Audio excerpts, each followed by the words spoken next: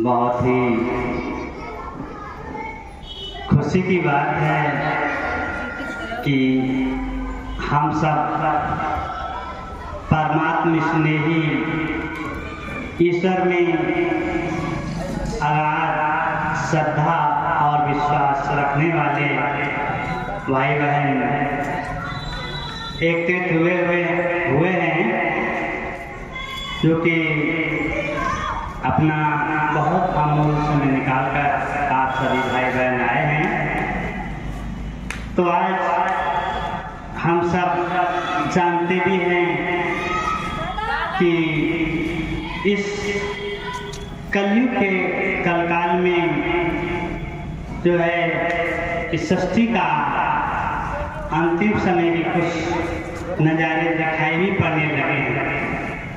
तो इसलिए हम सभी को समय को पहचान करके, भगवान के इशारों को पहचान करके और हमें श्रेष्ठ कर्म करने हैं। तो उसके लिए आज वो परम पिता परमात्मा इस धरा पर आया हुआ है और हम सब बच्चों को या हम सब भाई बहनों को जो है ज्ञान की शक्तियों से सजा रहा है और ब्रह्मा के माध्यम से भाग्य बांट रहा है। तो ये तो हम सब जानते ही हैं कि अंत में एक दिन हमें प्रभु की शरण में जाना ही है।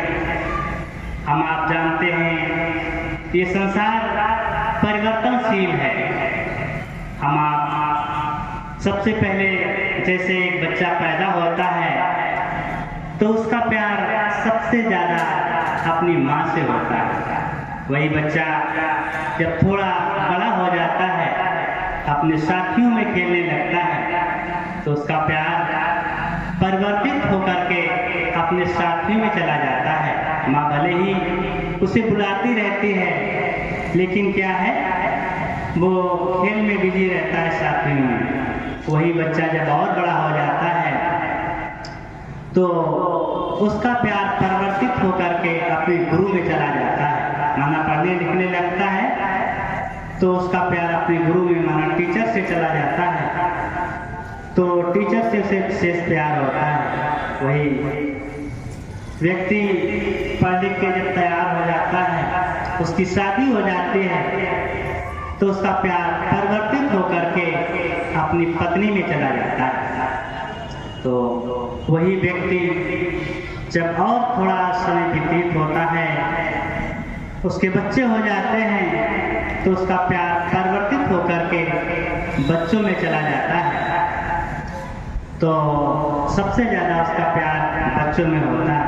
वही व्यक्ति जब बूढ़ा हो जाता है, शरीर थोड़ा कमज़ोर होने लगता है, तो उसे अनेक प्रकार की बीमारियां धर दबोचती हैं। तो क्या है, उस समय उसे डॉक्टर याद आता है, क्योंकि उसके शरीर में बहुत ही दर्द होता है।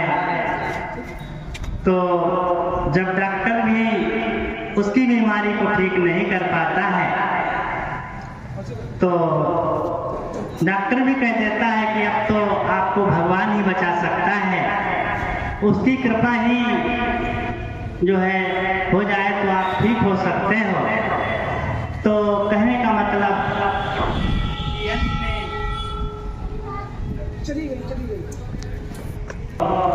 अंत में जब वही व्यक्ति बिल्कुल बूढ़ा हो जाता है, अनेक प्रकार की बीमारियां उसको घेर लेती हैं, उसका दर्द जब डॉक्टर भी नहीं ठीक कर पाता है तो वो अपने बच्चों को याद करता है, परिवार वालों को याद करता है, लेकिन उसका कष्ट कोई भी दूर नहीं जब कर पाता है।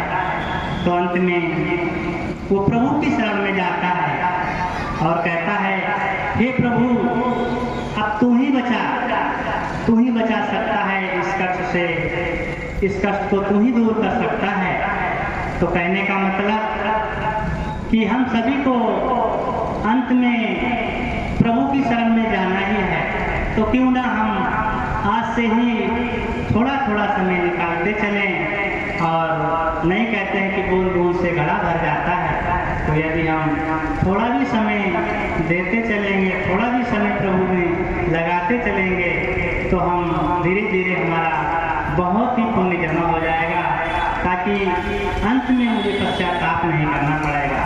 क्योंकि हम आप कभी कभी अपने बुजुर्गों से सुनते हैं कि हमारे बुजुर्ग लोग कहते हैं कि बेटा मैंने बहुत कुछ किया परंतु अपने लिए कुछ नहीं किया। क्यों? जबकि उन्होंने इस दुनिया में मकान, दुकान, धन दौलत, रुपया, पैसा बहुत कुछ जो है बनाया हुआ होता है, लेकिन फिर भी उन्हें अपने ऊपर जो पश्चाताप होता है। क्यों? क्योंकि उन्होंने जो पुण्य का खाता है, जो दुआओं का खाता है, वो नहीं जमा किया होता है। तो उन्हें